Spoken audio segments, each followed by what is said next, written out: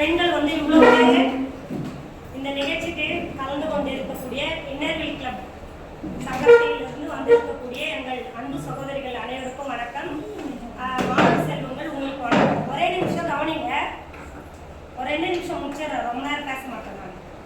இது வந்து ஒரு கதையை இந்த கதையை நான் படித்தேன், எங்கேயாவது இது சொல்லணும்னு நினைச்சேன். நான் சரியான இடம் கிடைச்சிருக்கு இந்த கதையை சொல்றது. சரிங்களா? உங்க மேடம் மாதிரி ஒருத்தவங்க ஒரு கல்லூரியை நடத்தக்கூடிய ஒரு மேடம், அவங்க என்ன பண்றாங்க, உங்களை மாதிரி ரவுண்ட்ஸ் போறாங்க. போகும்போது பசங்க எல்லாம் கத்திட்டு இருக்காங்க. பார்த்தா மொத்த பெண் குழந்தைகள். சரின்னு உள்ள போறாங்க.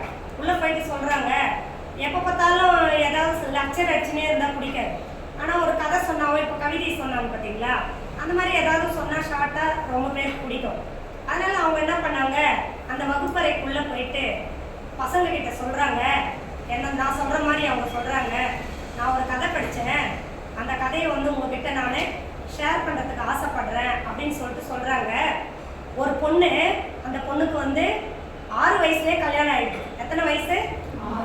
6 வயசுல ஒரு பொண்ணுக்கு கல்யாணம் ஆயிடுது. சரிங்களா? ஒரு வருஷம் தான். அப்போ அந்த பையனுக்கு எவ்வளோ வயசு இருக்கும்? 7 வயசு இருக்குமா? ஒரு வருஷம் கழிச்சு அந்த பையன் இறந்து போவான். யாரு? அவளுடைய கணவர். அவருக்கு எவ்வளோ வயசு இருக்கும்? 7 வயசோ 8 வயசோ இருக்கும். ஏதோ ஒரு உடம்பு சரியில்லாம அவர் இறந்து போயிடுறாரு. சரியா? இது எப்பயோ நடந்த கதை, உண்மையான கதை இது. அப்போ அந்த பொண்ணுக்கு இப்போ ஒரு 18 வயசு ஆயிடுச்சு.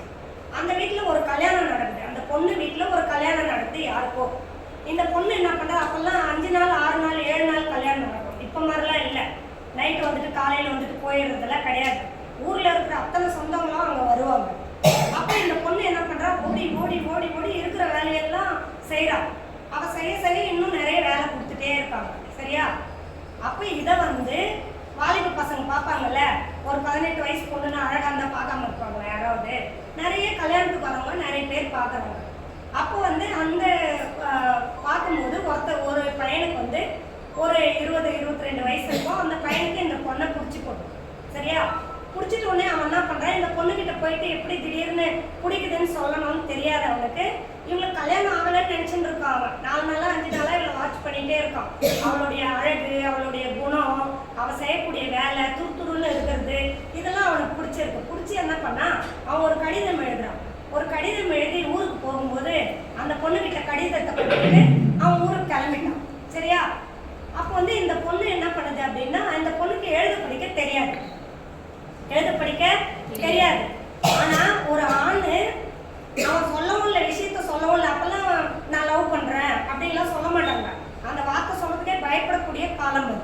ஆனால் அவன் ஒரு லெட்டர் எழுதி கொடுத்துட்டு அவன் போயிட்டான். இவளுக்கு அதை படிக்கணும், யார்கிட்டையும் கொடுக்க முடியாது. இவள் விடோ என்ன பண்ணுவா, வீட்டில் சொன்னா அடிப்பாங்க. உடனே இவளுக்கு ஒரு ஸ்ட்ரைக் ஆச்சு. அவங்க அப்பா கிட்ட போய் அழுகுற, அப்பா என்னால் வீட்டில் தனியாக இருக்க முடியல, அதனால என்னை படிக்க வைங்கப்பா அப்படின்னு கேட்குறான். அவங்க அப்பாவும் கொஞ்சம் யோசிச்சு ஊர் உலகத்தெல்லாம் பார்த்து, சரி வீட்லேயே ஒரு டீச்சரை வச்சு உன்னை படிக்க வைக்கிறேன்னு படிக்க வச்சார். படிக்க வச்ச பிறகு 2 வருஷம் கழிச்சு, 2 வருஷம் ஆச்சு. அவன் எழுத்து கூட்டி எழுத படிக்க கற்றுக்கிறதுக்கு 2 இயர்ஸ் ஆச்சு. 2 இயர்ஸ் கழிச்சு அப்போ எவ்வளோ, 18 to 2 20 வயசு. 20 வயசுல அந்த லெட்டரை ரூமுக்குள்ளே போயிட்டு கதவு தாப்பால் போட்டுட்டு அந்த லெட்டரை படிக்கிறான். படித்து பார்த்துட்டு ஓன்னு அழறான். என்ன அதில் எழுதியிருக்கு அப்படின்னு சொன்னால், அவன் சொல்கிறான், இந்த கடிதத்தை நீ படித்து முடித்து விட்டு உனக்கு என்னை பிடித்திருந்தால் நீ எனக்கு ஒரு ரோஜாப்பூ கொண்டு கொடு.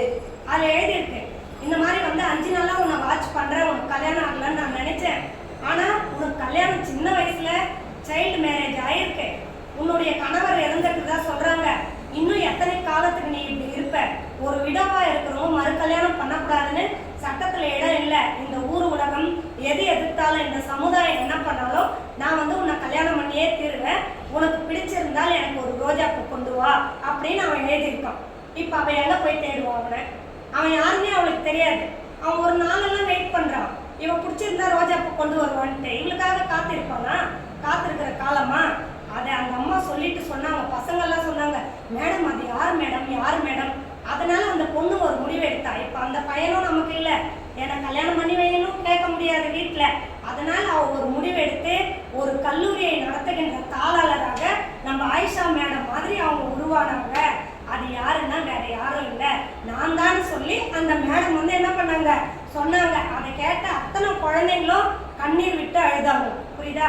இதுல என்னென்ன வருது பாருங்க. சைல்டு மேரேஜ் எவ்வளவு தவறு, சட்டத்திற்கு புறம்பான செயல். ஒரு விடோ மறு கல்யாணம் பண்ணக்கூடாதுன்ற ஒரு செய்தி, சரியா? ஒரு எழுத படுக்க தெரியாத இருந்த ஒரு பெண், அப்போ வந்து பெண்கள் படிக்க முடியும், வளர முடியும், அறிவில் சிறந்து விளங்க முடியும்.